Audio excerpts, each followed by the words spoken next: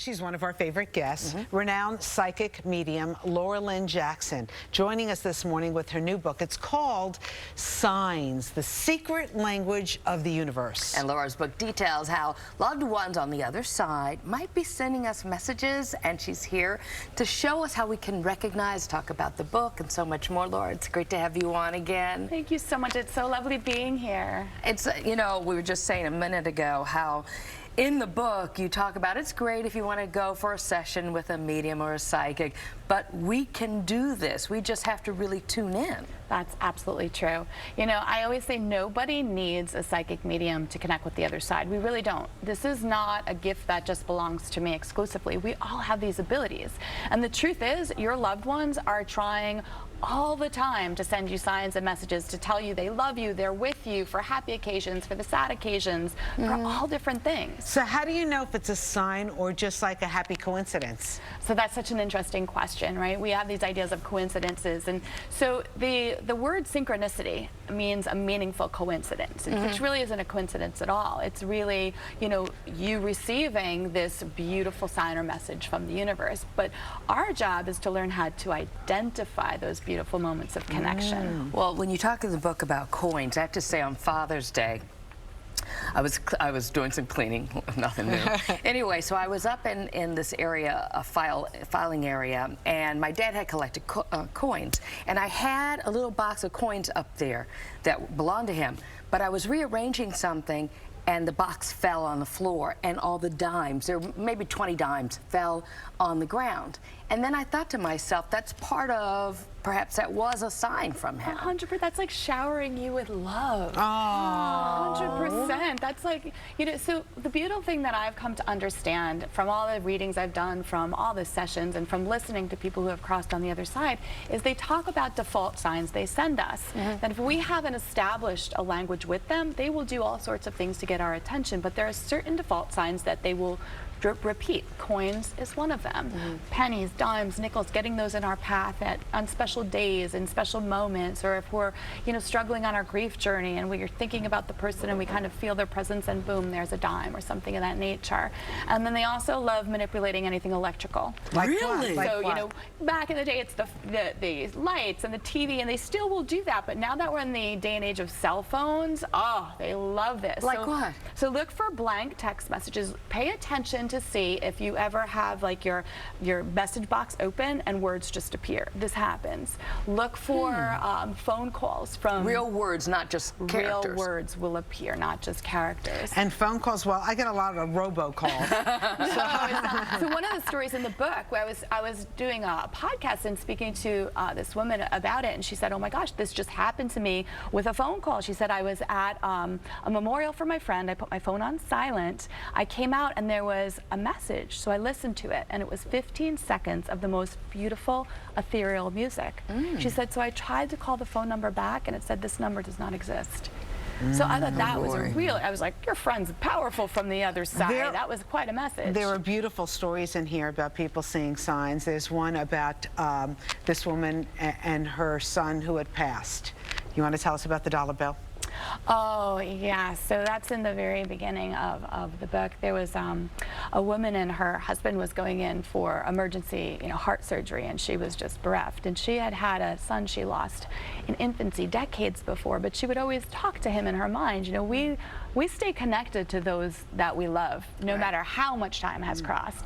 And she asked him, his name was Kerry, she asked him for a sign just to let her know that his dad, her husband, was going to be okay.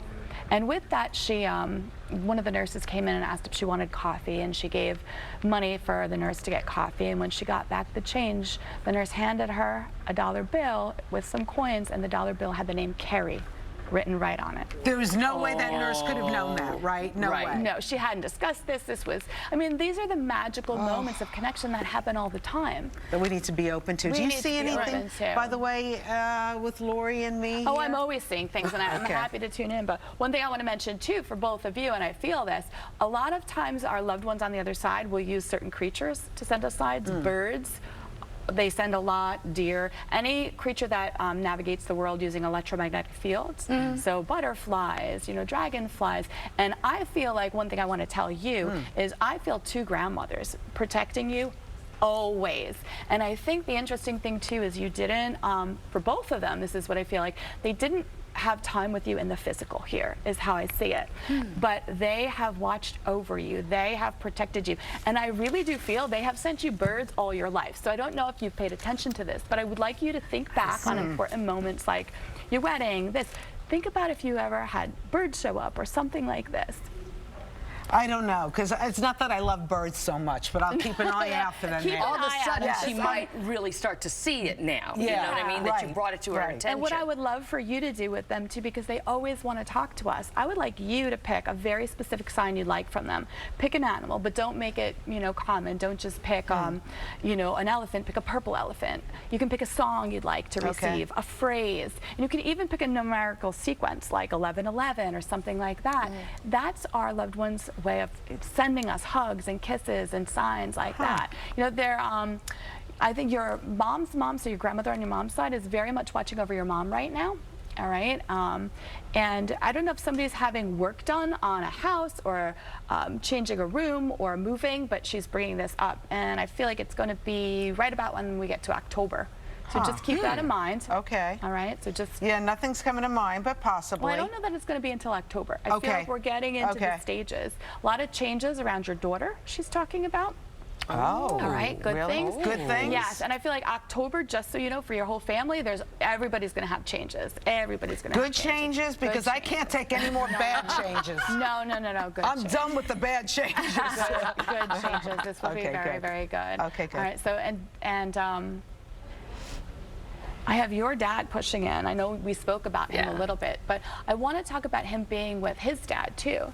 All right, and them having a big conversation and coming together on the other side. Yeah, that's like wonderful, because he never knew his dad. Yeah, that's why I feel like that's the message he wants to tell you. They came together, they had this big moment, and a lot of times when we don't have time here on Earth, we have time on the other side to get to know. That's great. Yeah, my dad was 3 when his dad died at 29 of acute peritonitis, and he always talked about he didn't have that opportunity to meet his father, but he would hear that his father thought that he was going to have, his boys were going to go up to be great men.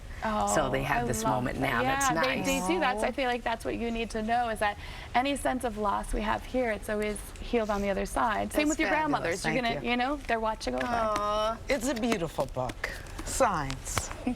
We're going to have to keep a box of tissues here, too, I think. Thank you, Laura. All right, wait, no, Wait, people can book go signing. A lot of them.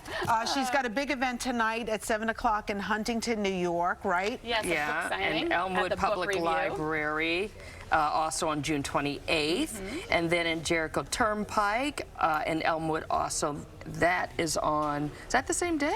Oh, that's the Elmwood Public Library. Yeah, and oh, then that's the same day. Yeah, Okay. and then I think you have something July 13th. I'm doing a reading event in Smithtown, so all of that's on my website if anybody wants What's to your find me. website? Oh, it's www.lauralynnejackson.com. Okay.